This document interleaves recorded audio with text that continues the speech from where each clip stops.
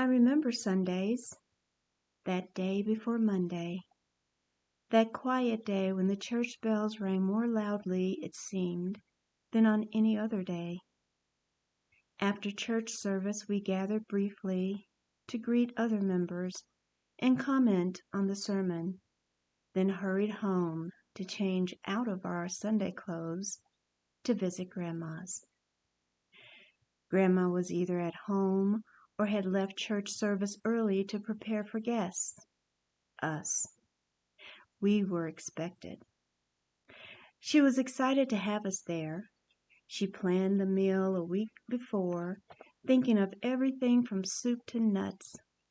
She hurried around her kitchen, checking on gravies, side dishes, desserts, and the main course.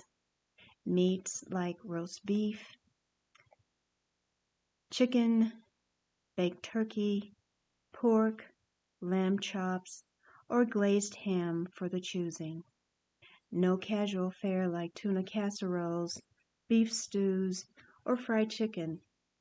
No, indeed, this was Sunday, and dinner was about to be served. The door was unlocked, and each family member rushed in to greet Grandma, working hard in the kitchen as if there was no effort at all. Dinner was more than eating.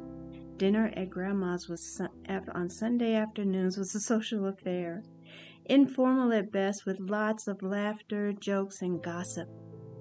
I remember the smell of green beans with ham hocks and onions, a roasted chicken in the oven generously basted with butter, and pan drippings with more vegetables on the stove, and macaroni and cheese made from scratch, not out of the box. Potatoes were boiled, peeled, mashed, then salted with butter added for good measure.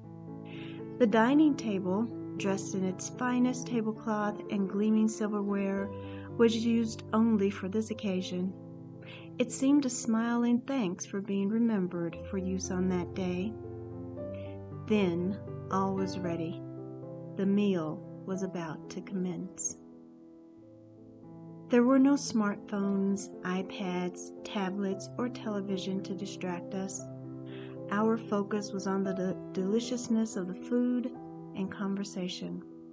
We never thought much about the time and effort that went into preparing a meal like that, only the thought of the next day and the drudge of the work week ahead.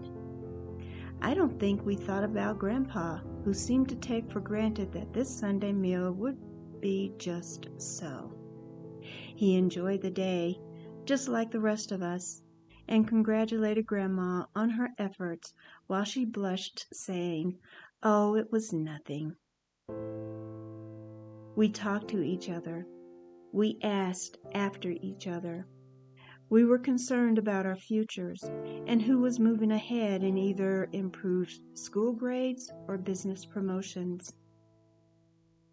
We were encouraged to seek our own paths in life and not play follow the leader, lest we be led off a cliff.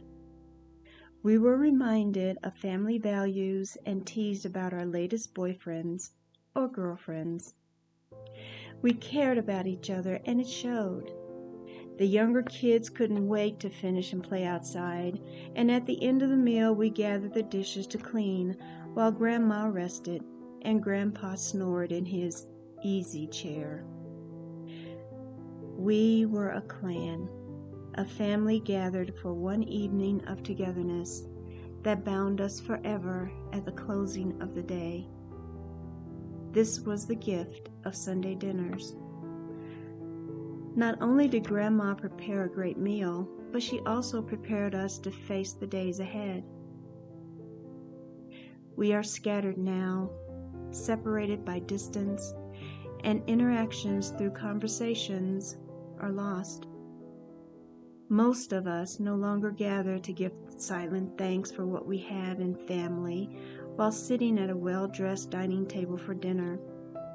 We hurriedly eat in the kitchen and reach for our devices for conversation. Even in lockdown, we are separated by technological advances in electronics, which move our focus from ourselves and those we love to the beckoning call of television or smartphones. We care more about what others think of us than those who know us best, our families. We are pulled along to follow and not lead. Grandma didn't push or pull during those Sunday dinners. She wanted us to follow her lead by setting an example, which I fear is lost. An example that says love and caring are tangible and invisible simultaneously. We feel it when surrounded by those sitting with us and talking to us to show how genuinely they care. Are the vestiges of long ago values forever lost? I hope not. Do we appreciate who we are and what family means? I hope so. Whatever happened to Sunday dinners at Grandma's? I repeat this question as I look at the dried wishbone taken from a turkey breast during the last Thanksgiving dinner at Grandma's. It is aged, fragile, and brushed in polyurethane for a long life. And I remember the days of sunshine and long conversations. I remember the joy on faces that look like mine. I remember the sincere caring and long embrace of good wishes for a better tomorrow.